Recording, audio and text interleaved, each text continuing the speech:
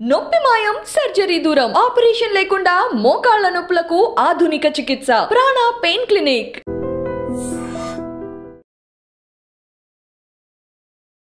అందరికీ నమస్కారం. నేను మీ ఆయుర్వేద డాక్టర్ చిట్టిపొట్ల మధుసూదన శర్మని. మనం ఈ వీడియోలో వెయిట్ లాస్ అయ్యేందుకు చక్కటి సులభ క్షేమదాయక మార్గం అనేటువంటి అంశాన్ని గురించి తెలుసుకోబోతున్నాం. గత కొన్ని వీడియోల్లో కూడా అసలు బరువు ఎందుకు పెరుగుతారు, బరువు పెరగడం వల్ల ఎలాంటి ఇబ్బందులు ఎదురవుతాయి, వాటికి మీకే మీరు తయారు చేసుకోదగ్గ క్షేమదాయకమైనటువంటి చికిత్సా విధానాలు ఏంటి మొదలు వివరాలు తెలియజేయడం జరిగింది. ఈ వీడియోలో మరొక ఫార్ములాని బరువు తగ్గేందుకు మనం తెలుసుకోబోతున్నాం. ఈ యొక్క ఫార్ములా తయారీకి కావాల్సినటువంటి పదార్థాలు 3. ఎలా తయారు చేసుకోవాలంటే మరి మీరు నిదానంగా రాసుకోండి. చాలామంది ఈ రోజుల్లో ఈ యొక్క సమస్యతో బాధపడుతుంటారు కాబట్టి ఎంతోమందికి ఉపయుక్తమైనటువంటి ఆ యొక్క ఫార్ములానే ఇప్పుడు మనం తెలుసుకోబోతూ ఉన్నాం. 3 పదార్థాలు. పునర్నవ, దీన్నే గలిజేరు చూర్ణం అంటారనమాట. ఇది మనకు ఆయుర్వేద ఔషధ విక్రయశాలలో పచారి కొట్టలో దొరుకుతుంది. పునర్నవ చూర్ణం, సంస్కృతంలో పునర్నవ అంటారనమాట, తెలుగులో గలిజేరు. పునర్నవ చూర్ణం, దీన్నే గలిజేరు చూర్ణం అంటారు. దాన్ని ఒక 50 గ్రాములు తీసుకోండి. అట్లే జీలకర్రను వేయించి చేసినటువంటి చూర్ణము ఒక 50 గ్రాములు తీసుకోండి.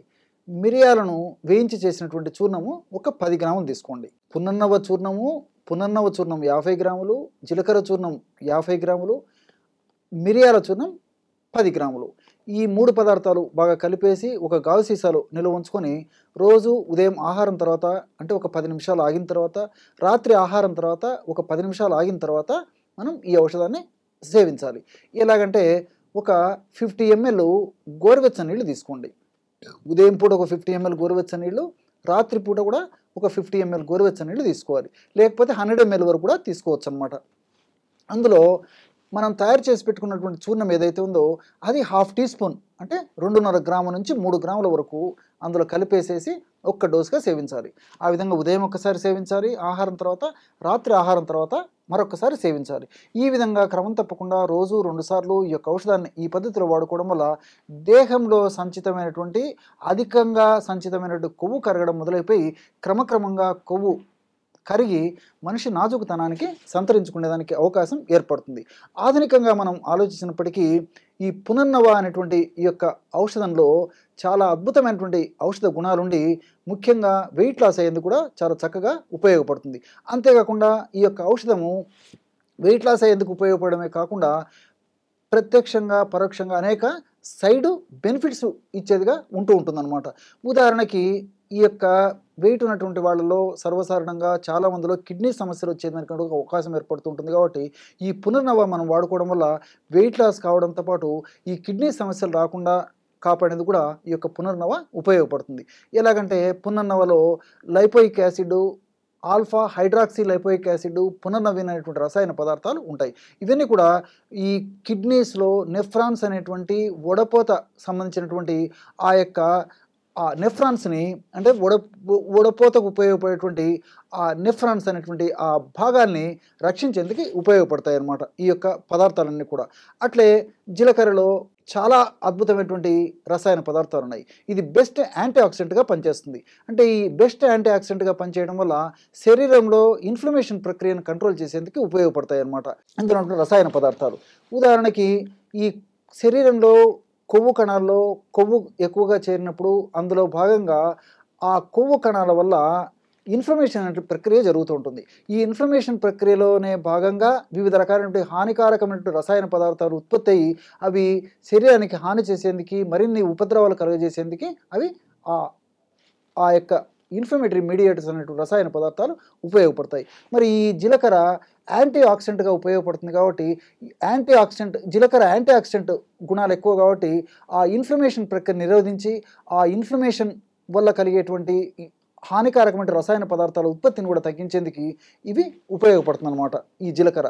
అట్లే ఇందులో ల్యూటియోలిన్ అనేటువంటి యొక్క రసాయన పదార్థము, అట్లే ఈ జీలకర్రలో ఎపిజెనిన్ అనేటువంటి రసాయన పదార్థము, ల్యూటియోలిన్ అనేటువంటి రసాయన పదార్థము, క్యుమినాల్డిహైడ్ అనేటువంటి రసాయన పదార్థాలు కూడా ప్రత్యక్షంగా పరోక్షంగా ఈ వెయిట్ లాస్ అయ్యేందుకు ఉపయోగపడమే కాకుండా అనేక రకాలైనటువంటి సైడ్ బెనిఫిట్స్ కూడా ఇవి ఇస్తాయి అన్నమాట.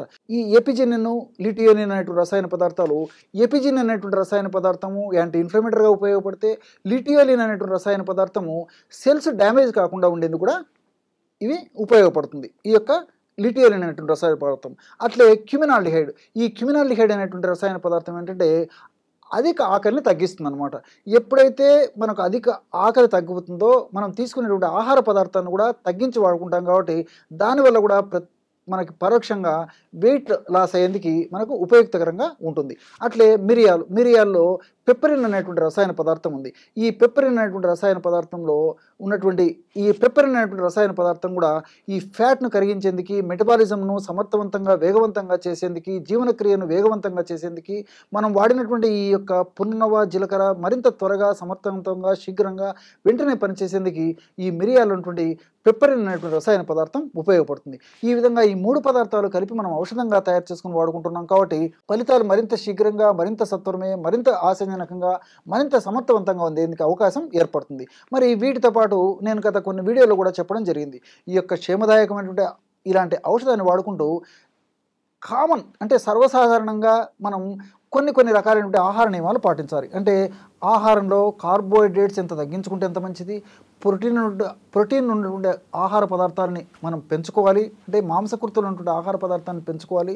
వీటితో పాటు ఫైబర్ అంటే ఈ యొక్క పీచు పదార్థం ఉన్నటువంటి పదార్థాలను బాగా వాడుకుంటూ ఉండాలి.